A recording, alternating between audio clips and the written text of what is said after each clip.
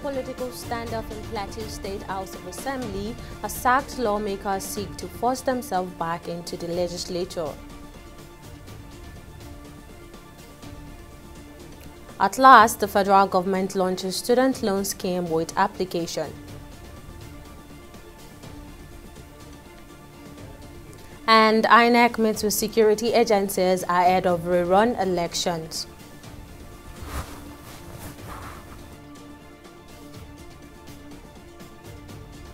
It's a pleasure to have you join us on News Now on TV 360. I'm Tamilore Akinkulie. We begin with the ongoing political crisis in Plateau, where armed policemen used tear gas to disperse 16 former lawmakers of the State House of Assembly who were sacked by the Court of Appeal but stormed the House to attend legislative sitting. The incident occurred when the former lawmakers arrived at the Rayfield Old Government House in Jos on Tuesday morning alongside their supporters preparatory to their resumption of plenary.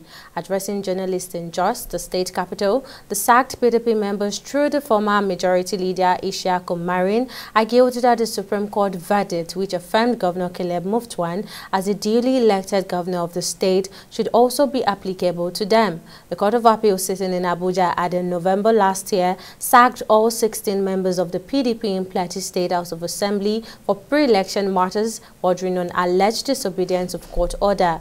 Meanwhile, the governor of the state, Caleb Mutfwang, has declared a 24-hour curfew on Mango local government area of the state over what it described as the deteriorating security situation in the area. A statement by the governor's spokesperson says only persons on essential duties will be allowed to move within the local government. Mango has been hit by deadly violence in recent times in the state. Now let's go back to that political standoff in Plateau House of Assembly, and now for more legal clarification on the issue, joining me on News Now is legal practitioner Evans Ufeli. Glad to have you join us. Now, from a legal perspective, do these 16 lawmakers sacked by the appeal court have any grounds at all to do what they are doing now? No, what they are doing amounts to contempt.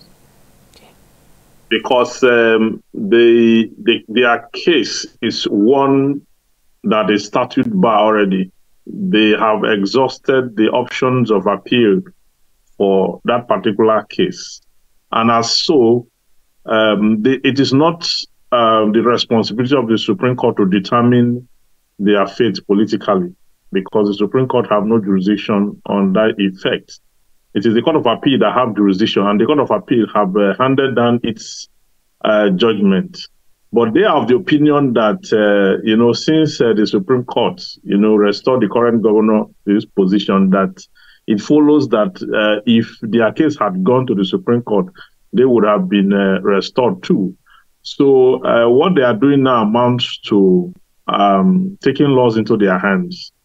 If there's going to be any political solution or legal solution, it would mean that perhaps the House of Assembly will amend the law, and that cannot be also retroactive. So I think they are being misled by those who advise them to go take laws into their hand to force themselves on the state, even when the law have said they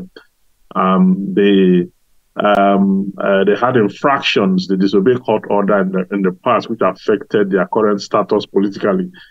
It is wrong for a court to have made a pronouncement on a case, whether right or wrong, and then the party so affected then takes arm against society or begin to foment trouble to force himself or themselves on the state for the law to accept them the way they are and the rest of that. And the fact that the current governor had that judgment does not in material sense mean the Supreme Court would have also in the long run, affirmed their stay. This is the judgment of the current governor, which they feel is the reason why they are flaring up or doing what they are doing. But that is like putting the cart before jumping into the mouth of the Supreme Court to determine that the Supreme Court would have also ruled in their favor or give judgment in their favor when their matter never went there in the first place. So I think this is quite wrong, and people should desist from fermenting trouble. Yours is already polarized with different kind of crises. I mean, Plateau State. And such crisis, we should nip in the bud. It does not call for a situation where people will go and start fermenting trouble on the basis of a judgment already handed down that did not favor them. It's wrong. What they are doing is very wrong, and I feel they should be cautioned. All right. Legal expert Evan Sufeli, thank you for lending in your thought on the ongoing political crisis in Plateau State. Now going on, Chairman of the Independent National Electoral Commission, INEC, Mahmoud Yakubu, has convened a meeting with the leadership of various security agencies to plan ahead of the upcoming by-election scheduled for Saturday, February 3rd, 2024. Held under the auspices of the Inter-Agency Consultative Committee on Election Security, the meeting discussed plans for the smooth conduct of elections, which will take place in 39 national and state constituencies. INEC chairman made a passionate appeal to the security agencies, especially the police, to ensure the process runs smoothly without any security breach. As security agencies, it is your responsibility to secure the environment, to enable us deploy personnel and materials, and protect observers, the media, as well as the polling and collation agents representing political parties and candidates. Without a secure and peaceful environment, the conduct of credible elections is impossible. From experience, the conduct of isolated elections, such as by-elections and rerun elections, can be very challenging. We must pay attention to the potentials for disruptive behavior by some candidates and their supporters. The coordination of security operations, deployment of personnel, and adoption of proactive security measures will be paramount. The Office of National Security Advisor is also coordinating security agencies in strategic management of potential electoral conflicts and disputes, with a view to upholding the legitimacy of the outcomes of the polls. This is in addition to proactive communication of security measures and the transparent handling of security-related issues to shape public confidence and perception of ISES and the agencies involved. I want to assure Nigerians that we are on top of the situation. We have conducted threat analysis in all the 26 states where election is going to take place, and we are going to deploy according to the threat assessment. We are also going to deploy adequately and massively for this election, just like we did in the last off-season election in the 3 states. I want to assure Nigerians that this election that is coming is going to be conducted hitch-free.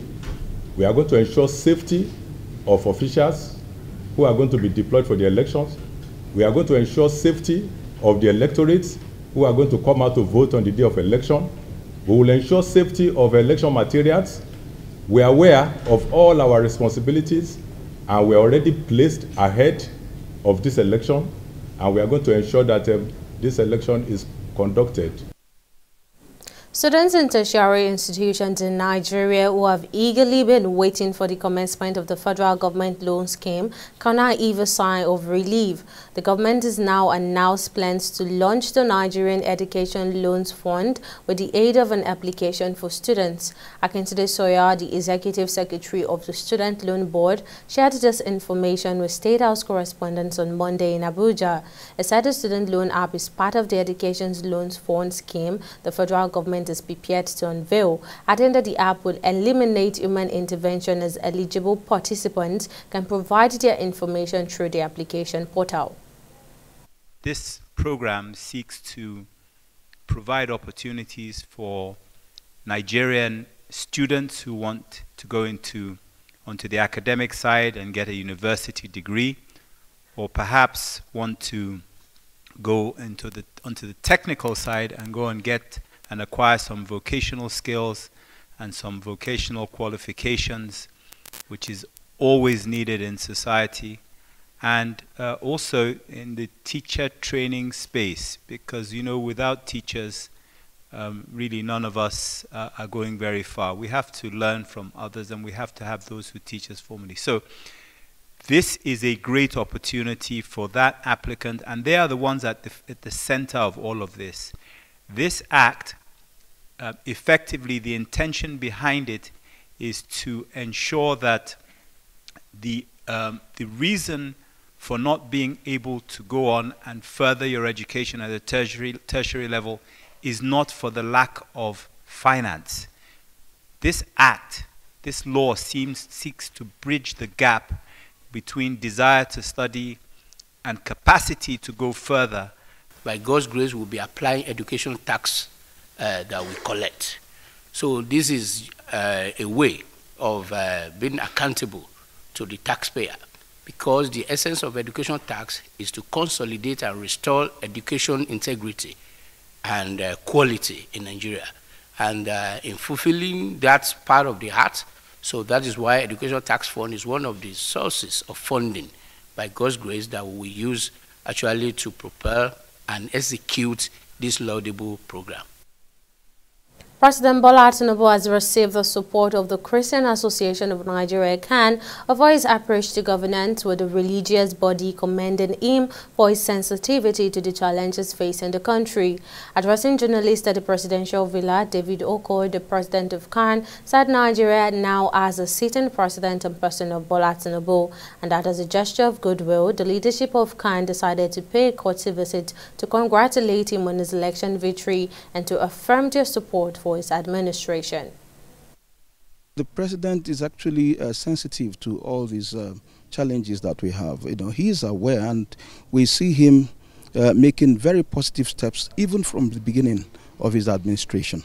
By the way he has made the appointments so far, he has come with a great sense of inclusiveness, and Nigerians are having a sense of belonging as Nigerians and in this government. And I tell you that his pronouncements so far and his body language has increased the confidence of Nigerians in Nigeria. And we believe that given the chance, he will do a lot more. And we are praying that the Lord will strengthen his hand to be able to do more and turn around the fortunes of this country. We know that there are a lot of challenges, but what we tell our people is that this is just the beginning of this administration, and Nigeria is big. And what we face now started not just today, started many years back, and it will take a while to turn around these things. But the important thing is that there is an intentional step that the president has taken and is taking to reverse the trend of events, especially in the area of governance. We see it very clearly, and we see the efforts he's making towards securing this nation. And on the use and distribution of styrofoam and other single-use plastics, the Lagos State government has ordered a clampdown on all manufacturing and distribution facilities in the state. Although the state government says the ban will take effect immediately, some Nigerians have expressed support for the initiative, but believe that enforcing and implementing it could be difficult within the state. Our correspondent Sidney Okafo has more details. In Lagos, majority of ways that block drainages are on the streets and mostly comprise packing materials, especially styrofoam packs and single-use plastics. This is because they are cheaper, and the cost, when added to the price of a purchased meal, does not deter people from buying. However, these food packs, cups and other disposable used by food vendors have become a challenge with waste linked to its non-biodegradable nature. In an effort to reduce pollution, Lagos State has banned the use of single-use plastics and styrofoam, popularly called takeaway packs, which constitute a major part of waste. Environmentalists say the ban is a welcome initiative, but question the implementation of the ban. And one of the biggest polluters of the environment that we've seen around Lagos is the issue of the xylophone and single-use plastic. And I can just say that thanks to the Lagos State government for doing this, to quickly request that what are the measures that have been put in place. You know, a lot of people are going to lose their job. A lot of people are going to lose a lot of income and money. So what are the things they've put in place to make sure that these people are actually not going to fall into this issue of poverty. The boom in fast food in Nigeria translates into billion naira investments in Nigeria's economy, as millions of Nigerians consume food from eateries like kiosks, restaurants, bars, and many other fast food joints. Despite the health and environmental risks it causes due to poor disposal, this business owner says a ban on styrofoam and single-use plastic will affect revenue generation for the manufacturers and food vendors. It's not going to be a good one. I'm going to be out of job. It's going to affect my family. I have a beautiful staff here. I have wonderful people that are under my payroll. I have about 25 of them that depends on this job for survival. I mean, each time they want to pay their house rent, they remember they have a job. So I'm just wondering what will happen to that lot if this happens. I mean, I'm not so sure it's the right thing to do. Some employees of this manufacturing company are displeased with the action as well.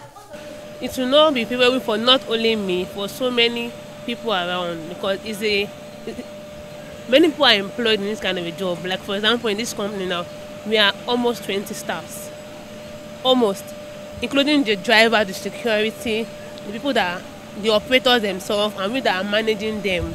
So it's not going to be a good idea.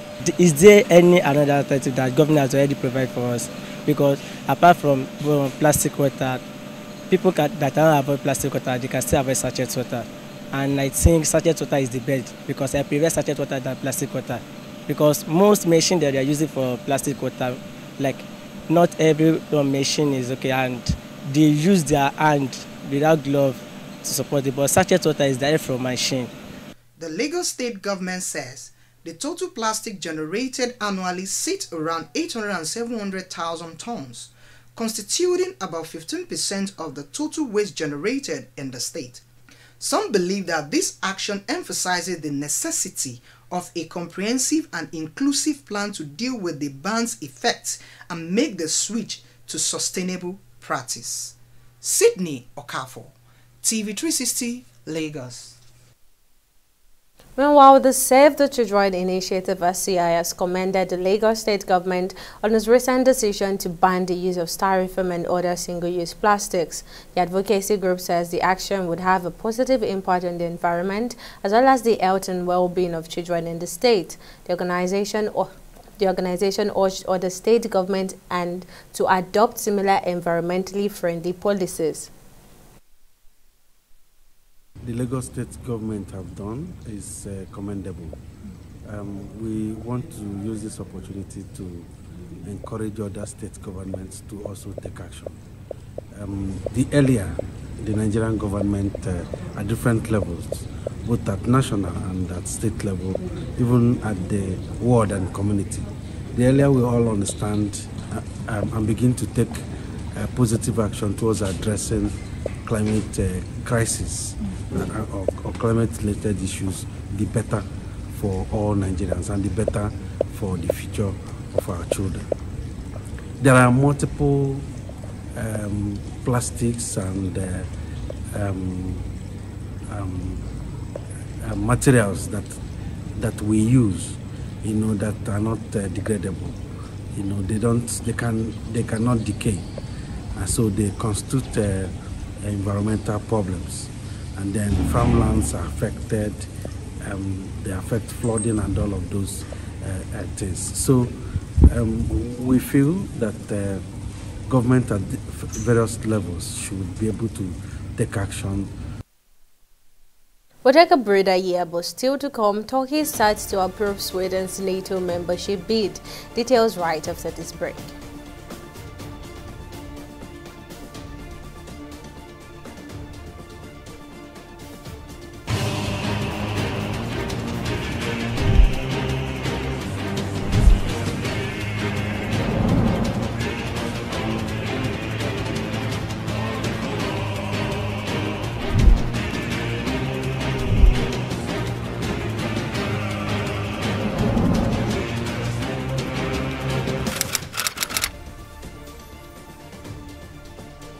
Welcome back. A quick recap of our top headlines. Armed policemen tear gas 16 former lawmakers of Plateau State House of Assembly who were sacked by the Court of Appeal. The incident occurred when the lawmakers sought to force their way into the Assembly complex to take part in the day's legislative process on the grounds that they are still members of the House even after they have been sacked by the court. We also told you that the federal government has announced its plan to launch the Nigerian Education Loans Fund with the aid of an application for students in tertiary institutions. The Executive Secretary of the Student Loan Board says the government will be unveiling the Student Loan app soon and that it will eliminate human intervention as eligible participants can provide their information through the application portal. Now, in case you missed any of the news bulletin or for more updates, you can catch us on LimeSword TV or log on to our website on www.tv360nigeria.com. You can also follow us on our social media platforms on Twitter, Instagram, and YouTube at TV360 Nigeria, or download our mobile app on Google Play Store or Huawei App Gallery and Apple Store. On Facebook, we're at TV360 Online.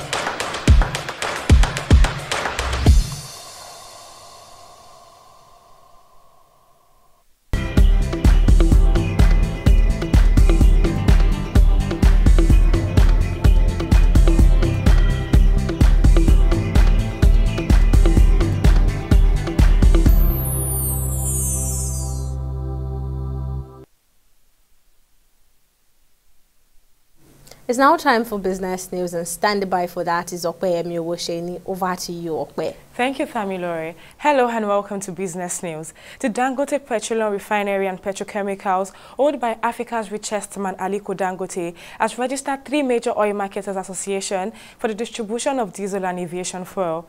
In a post on X, formerly known as Twitter, on Tuesday, the company disclosed that 3 associations collectively represent 75% of the total market share in Nigeria. The registered associations include the Depot and Petroleum Products Marketers Association of Nigeria, the Independent Petroleum Marketers Association of Nigeria, and the Major Oil Marketers Association of Nigeria. The company says the associations play a significant role in the Nigerian market, and their registration reflects a commitment to efficient and widespread distribution. We'll take a short break and be back with Stock Market Report.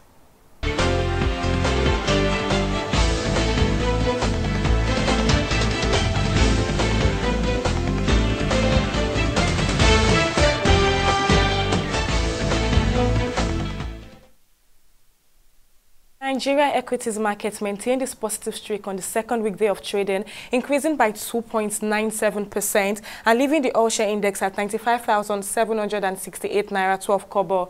Now, in the aggregate, 124 listed equities participated in trading, ending on a negative note with 17 gainers against 56 losers. Now, let's take a look at those that led the gainers. Seplat Nigeria led with 2,795 naira 10 kobo, followed closely by Boa Cement, which closed at 163 naira 35 kobo. Now, at the end of today's trading on the Nigerian Stock Exchange, a total of 747 million volumes of shares were exchanged in 16,589 deals, corresponding to a market value of over 16 billion were traded. Now, let's take a look at our select global stock. Reverses the case for our select global stock, as only the UK FTSE recorded a bullish trade, closing at 0.11%, leaving the US Dow Jones and Japan's Nikkei in a bearish trade at 0.32% and 0.080%.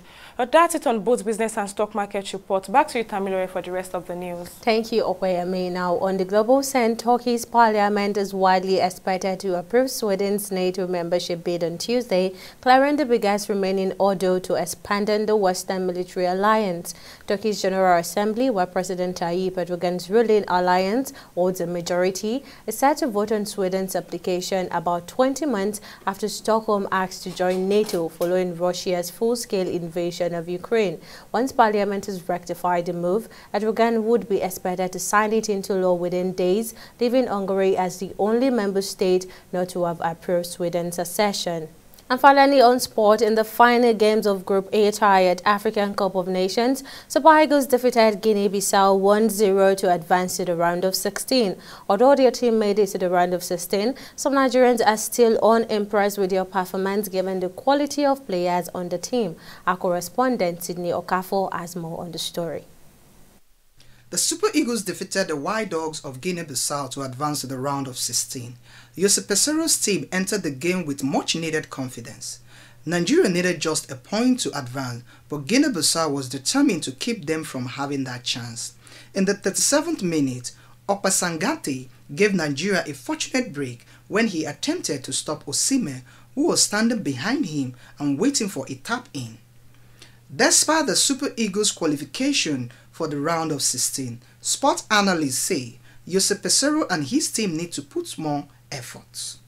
What we have going for us right now is that we have qualified to the round of 16 against the last AFCON, which we qualified in the round of 16 after winning 3 games, and we lost against Tunisia.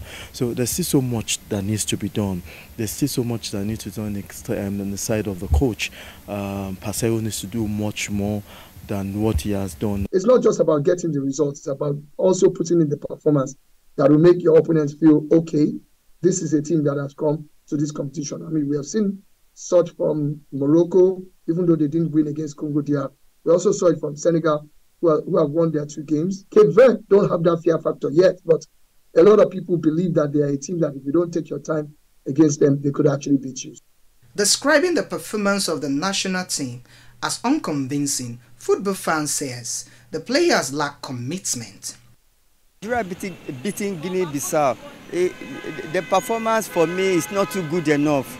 Number one, you could not score goals against Guinea-Bissau, despite the fact that their defense is not that good.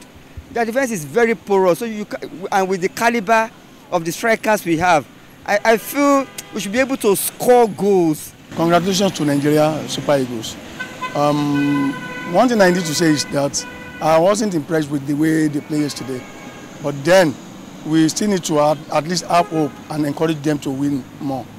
Super Eagles head coach Jose Pesero says it is time for his team to start converting their chances and scoring goals. The team will remain in Abidjan for the last 16 match on Saturday at the Felix Houphouët-Boigny Stadium against either Senegal, Guinea or Cameroon, the runners-up in the Group C. Sydney Okafor, TV360, Lagos. That wraps up Bulletin on TV360 Nigeria. Thank you for watching. See you next time.